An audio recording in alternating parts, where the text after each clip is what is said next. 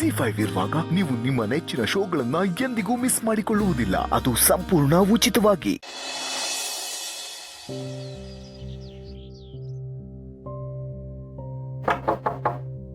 ಒಳಗ್ ಬರ್ಬೋದಾ? ಮಾವ ಬನ್ನಿ ಪ್ಲೀಸ್.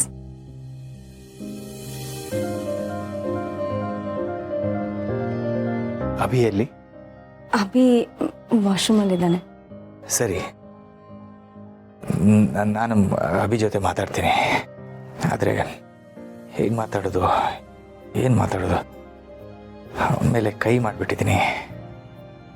ಏನಿದು ಮಾಧವ್ ಅವರೇ, ಮಗನ ಜೊತೆ ತಂದೆ ಮಾತಾಡೋದಕ್ಕೆ ಹೆದರ್ತಾ ಇರೋದು ನಾನು ಇವತ್ತೇ ನೋಡಿರೋದು.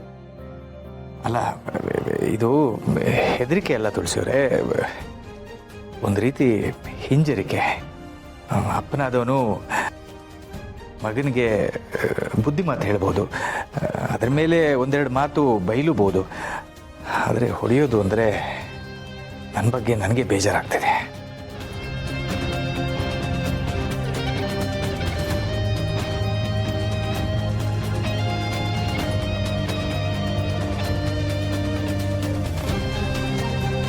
ದೀಪಿಕಾ, ಇವ್ರು ಯಾಕೆ ಇಲ್ಲಿಗೆ ಬಂದಿದ್ದಾರೆ?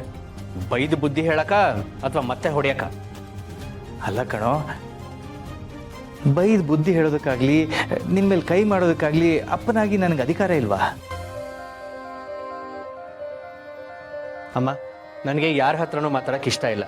ನಾನು ಆಡೋ ಮಾತುಗಳು ಅವ್ರಿಗೆ ಹಿಡಿಸಲ್ಲ. ನನ್ನ ಮಾತು ಮೇಲೆ ನಂಬಿಕೆನೂ ಇಲ್ಲ. ಇಷ್ಟ ಆದಮೇಲೆ ನಾನು ಮಾತಾಡೋ ಪ್ರಯೋಜನ ಇಲ್ಲ. ಅದನ್ನ ಅವ್ರಿಗೆ ಹೇಳ್ಬಿಡಿ.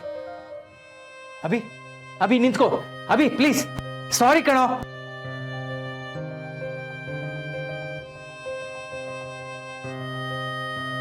ಸಾರಿ ಅಂತ ಈಗ ಹೇಳ್ತಾ ಇದ್ದೀರಾ? ಇದನ್ನಾಗಲೇ ಹೇಳಬೇಕಾಗಿತ್ತು. ಅದು ಬಿಟ್ಟು ಅಧಿಕಾರ ಅದು ಇದು ಅಂದರೆ ಇನ್ನೇನಾಗತ್ತೆ? ನನಗೇನಾಗಿದೆ ತುಳಸಿಯವರೇ? ಯಾಕೆ ಹೀಗೆಲ್ಲ ಮಾತಾಡ್ತಾ ಇದ್ದೀನಿ? ಮಾವ, ಅಭಿ ಅಂತೂ ಈಗ ಕೋಪ ಮಾಡ್ಕೊಂಡಿದ್ದಾನೆ, ನೀವು ಬೇಸರ ಮಾಡ್ಕೊಂಡಿದ್ದೀರಾ. ಅದಕ್ಕೆ ಈ ಸಮಯದಲ್ಲಿ ಮಾತಾಡೋದು ಸರಿಯಲ್ಲ. ನಿಮ್ಮ ಮಗ ಅಂತೂ ಅಷ್ಟು ಸುಲಭವಾಗಿ ಮಾತು ಕೇಳಲ್ಲ. ಮಾತು ಕೇಳಲ್ವಾ? ಯಾಕೆ ಕೇಳಲ್ಲ? ಅವನು ಹೇಗೆ ನನ್ನ ಜೊತೆ ಮಾತಾಡಲ್ವೋ ನಾನು ನೋಡೇ ಬಿಡ್ತೀನಿ.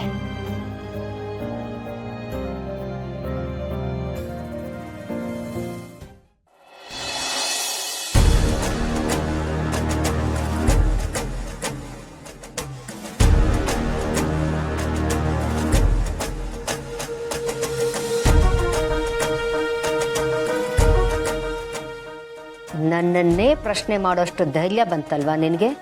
ನನಗೆ ಬರ್ತಿರೋ ಕೋಪಕ್ಕೆ ನಿನ್ನನ್ನು ಸಾಯಿಸ್ಬಿಡ್ಬೇಕು ಅನ್ನಿಸ್ತಾ ಇದೆ. ಇರಲಿ, ಆ ಸಮಯನೂ ದೂರ ಇಲ್ಲ.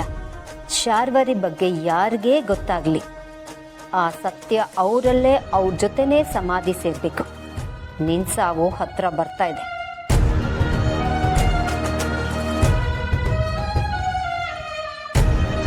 ಅಭಿ, ಏನಪ್ಪ ಇದು?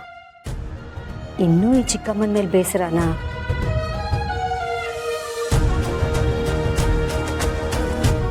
ನೀನು ನನ್ನ ಹತ್ರ ಹಾಗೆಲ್ಲ ಮಾತಾಡಿದ್ದು ನನಗೇನೂ ಬೇಜಾರಿಲ್ಲ.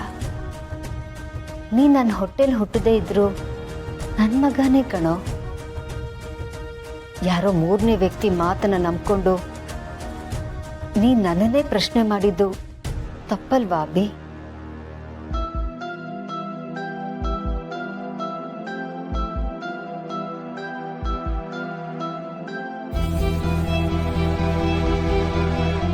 ಹೋಗ್ಲಿ ಬಿಡು ಅಭಿ, ನೀನಷ್ಟೆಲ್ಲ ಕೇಳಿದ್ರು ನನಗೆ ನಿನ್ನ ಬಗ್ಗೆ ಹೆಮ್ಮೆನೇ ಇದೆ. ವ್ಯವಹಾರ ಅಂತ ಬಂದಾಗ ಸಂಬಂಧಗಳನ್ನು ಲೆಕ್ಕಿಸದೆ ಮುಖಕ್ಕೆ ಮುಖ ಕೊಟ್ಟು ಮನಸ್ಸಲ್ಲಿರೋದನ್ನ ನೇರವಾಗಿ ಕೇಳಿದ್ಯಲ್ಲ, ವೆರಿ ಗುಡ್. ನಿನ್ನಿಂದ ನಾನು ಇದನ್ನೇ ಎಕ್ಸ್ಪೆಕ್ಟ್ ಮಾಡಿದ್ದು.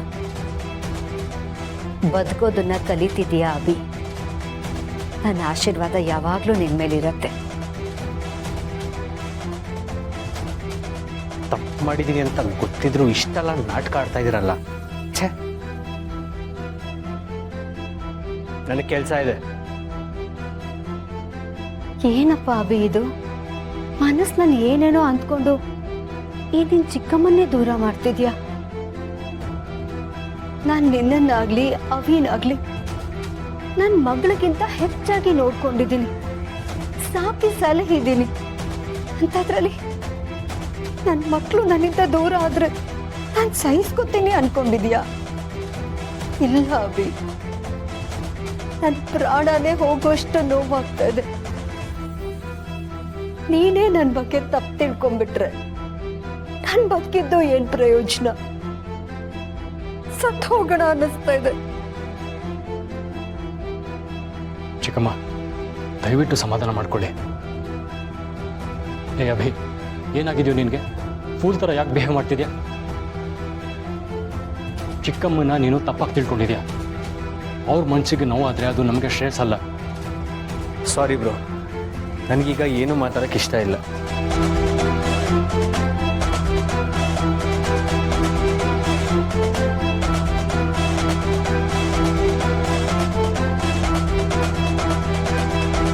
ದಯವಿಟ್ಟು ಕ್ಷಮಿಸ್ಬಿಡಿ ಚಿಕ್ಕಮ್ಮ.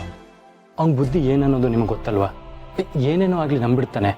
ಯಾರ್ದೋ ಮಾತು ಕೇಳಿಕೊಂಡು ಇದೇ ಥರ ತುಳಸಿಯಮ್ಮನ ವಿರುದ್ಧವಾಗಿ ಮಾತಾಡಿದ್ದ. ಈಗ ಅವ್ರು ಏನನ್ನೋದು ಅರ್ಥ ಆಗಿ ಸರಿ ಹೋಗಿದ್ದಾನೆ. ಒಂದಲ್ಲ ಒಂದು ದಿನ ಅವನಿಗೆ ನಿಮ್ಮ ಬಗ್ಗೆ ಎಲ್ಲ ವಿಷಯಗಳು ಗೊತ್ತಾಗತ್ತೆ. ಆಗ ನೀವೇನನ್ನೋದು ಅವನು ಅರ್ಥ ಮಾಡಿಕೊಂಡು ಸರಿ ಹೋಗ್ತಾನೆ.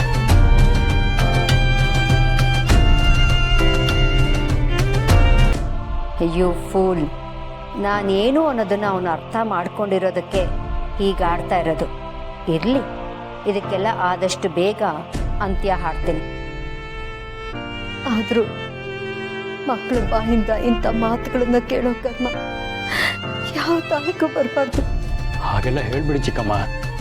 ಅವನ ಪರವಾಗಿ ನಾನು ನಿಮ್ಮ ಹತ್ರ ಕ್ಷಮೆ ಕೇಳ್ತೀನಿ. ನಿಮ್ಮ ಪ್ರೀತಿ ಏನನ್ನೋದು ಅವ್ನಿಗೆ ಆದಷ್ಟು ಬೇಗ ಅರ್ಥ ಆಗುತ್ತೆ. ಸಮಾಧಾನ ಮಾಡ್ಕೊಳ್ಳಿ.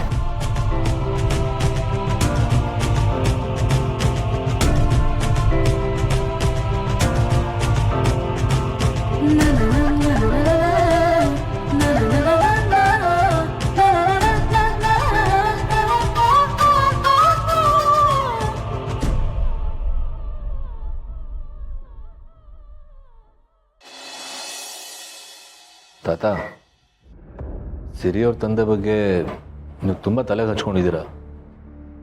ಆಗಿದ್ದೆಲ್ಲ ಆಗೋಯ್ತಲ್ವಾ? ಚಿಂತೆ ಮಾಡಿ ಏನು ಪ್ರಯೋಜನ ಇಲ್ಲ. ಸ್ವಲ್ಪ ಸಮಾಧಾನವಾಗಿರಿ. ಸಮಾಧಾನನ ಇಲ್ಲ ದಂಡಪಿಂಡ. ನಾನು ಬೀಗರ್ನ ಅವತ್ತು ಅಲ್ಲ ಕರ್ಕೊಂಡು ಹೋಗಿ ತುಂಬ ದೊಡ್ಡ ತಪ್ಪು ಮಾಡಿಬಿಟ್ಟೆ. ಅವ್ರನ್ನೇನಾದರೂ ಅಲ್ಲಿ ಕರ್ಕೊಂಡು ಹೋಗದೆ ಇದ್ದಿದ್ರೆ ಈ ಹೊತ್ತು ಅವ್ರು ಬದುಕಿರ್ತಿದ್ರು, ನನ್ನ ಪ್ರಾಣ ಹೋಗ್ತಿತ್ತು ಅಷ್ಟೇ. ಅಂದರೆ ಆ ಪುಣ್ಯಾತ್ಮ ನನಗೆ ಜೀವ ಭಿಕ್ಷೆ ಕೊಟ್ಟಿದ್ದಾನೆ ಕಣೋ. ರವೀಂದ್ರನ ಸಾವಿಗೆ ಕಾರಣ ಆದ ಶಾರ್ವರಿಗೆ ತಕ್ಕ ಶಿಕ್ಷೆ ಆಗಲೇಬೇಕು. ZEE5 ಆಪ್ ಡೌನ್ಲೋಡ್ ಮಾಡಿ ಎಲ್ಲಾ ಸಂಚಿಕೆಗಳನ್ನು ಸಂಪೂರ್ಣ ಉಚಿತವಾಗಿ ನೋಡಿ.